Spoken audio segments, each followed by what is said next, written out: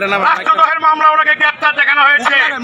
আমরা আজকে এই প্রতিবাদ মিছিল থেকে আমরা সরকারের কাছে জোর দাবি জানাচ্ছি, আগামী 24 ঘন্টার ভিতরে আমাদের চিন্ময় প্রভুকে যদি মুক্তি দেওয়া না হয় তাহলে সারা বাংলাদেশে বৃহত্তর কর্মসূচি ঘোষণা করা হবে।